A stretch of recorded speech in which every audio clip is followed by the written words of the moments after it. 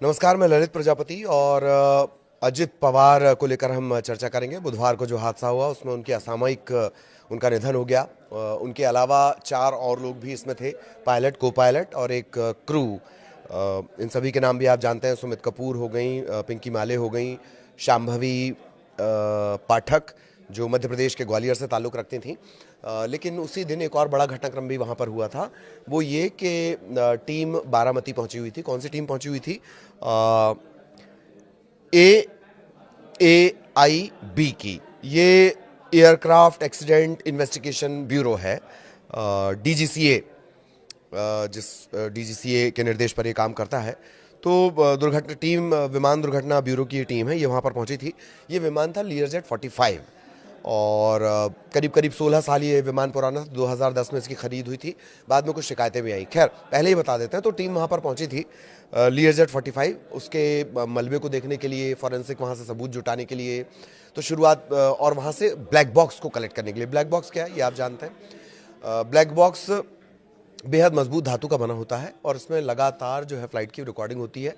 Black box को इस तरह से प्लेन में या विमान में रखा गया होता है कि उससे हादसे में तो सभी का नुकसान होता है। क्रैश के दौरान तो सभी चीज़ें लगभग ख़त्म हो जाती हैं, लेकिन जो ब्लैक बॉक्स होता है वो इस तरह से लगाया गया होता है कि वो कम से कम जितना नुकसान बाकी चीज़ों को हो रहा है, ब्लैक बॉक्स को कम से कम हो, ताकि उसकी रिकॉर्डिंग्स मिल सकें और उसमें जो सारा डाटा कलेक्ट हो रहा है, चाहे वो ATC से मिले सिग्नल हो, पायलट के द्वारा दी गई कमांड हो, कॉकपिट में क्या कुछ हो रहा है उस वक्त पे, अंदर क्या कुछ हो रहा है, इन सभी को वो रिकॉर्ड करता चलता है, ताकि उसके ज़रिए पता चल सके बाद में, विमान हादसे के बाद, कि आखिर हादसे की वजह क्या थी।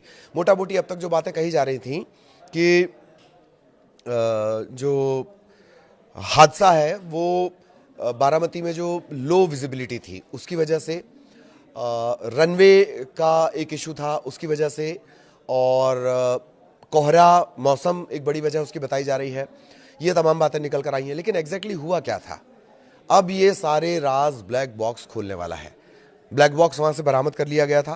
एक टीम गई थी, उसमें मुंबई के भी कुछ अधिकारी शामिल थे और DGCA हेड ऑफिस की भी उसमें टीम थी, दुर्घटना जांच ब्यूरो की। AAIB के जो महानिदेशक हैं उन्होंने भी व्यक्तिगत तौर पे घटनास्थल का दौरा किया। ये बड़ी बात होती है। वहाँ से फॉरेंसिक एविडेंस जुटाए जाते हैं और सबसे ज़रूरी ब्लैक बॉक्स।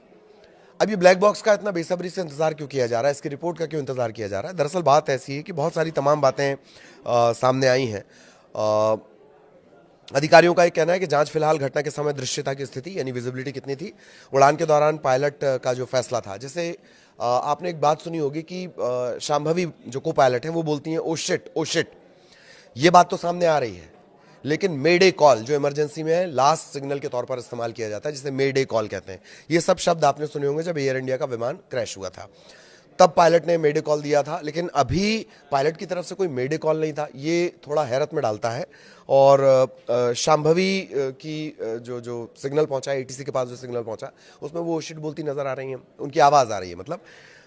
तो बारामती हवाई पट्टी पर जो इस तरह के फ्लाइट के संचालन है, उनके लिए प्रॉपर संसाधन थे नहीं थे। अभी तक ये बात भी सामने आई है कि उतने संसाधन नहीं थे बारामती का जो एयर हवाई पट्टी थी वहाँ पर जहाँ इस विमान को लैंड करना था। विमान ने एक बार लैंडिंग की कोशिश की, फिर वो ऊपर उठा और दोबारा जब वो लैंडिंग की कोशिश कर रहा होता है तब वो क्रैश हुआ है। ये अब तक की जानकारी है।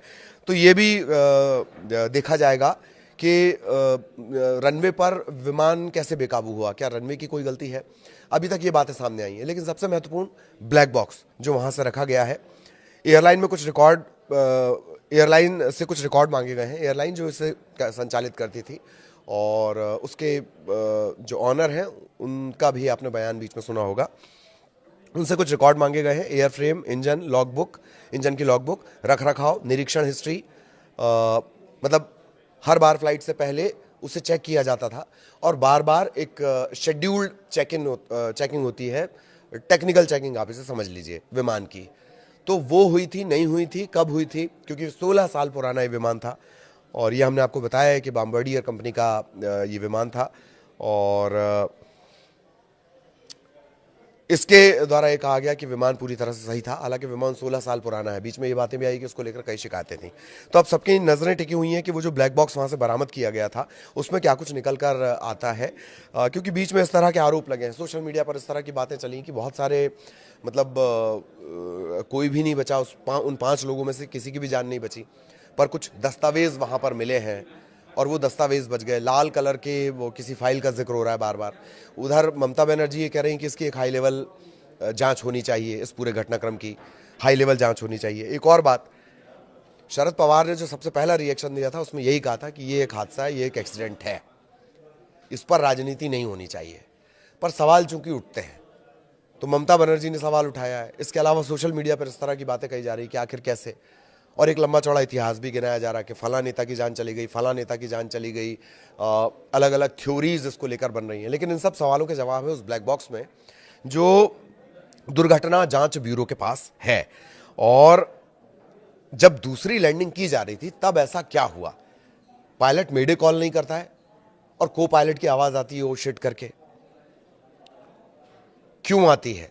जब आप विमान, आमतौर पर अगर विजिबिलिटी का इशू होता है या लैंडिंग में दिक्कत होती है तो विमान को ऊपर ले जाया जाता है, वापस ऊपर ले जाया जाता है। इसे टेक्निकली मैं भूल रहा हूं क्या कहा जाता है, लेकिन विमान को वापस ऊपर ले जाया जाता है और फिर से कोशिश की जाती है। तब भी अगर लगता है तो फिर विमान को वापस जहां से वो उड़ा था, जो नियरेस्ट एयरपोर्ट हो, वहां पर उसे लैंड करवा दिया जाता है। ऐसा तो कुछ भी नहीं हुआ।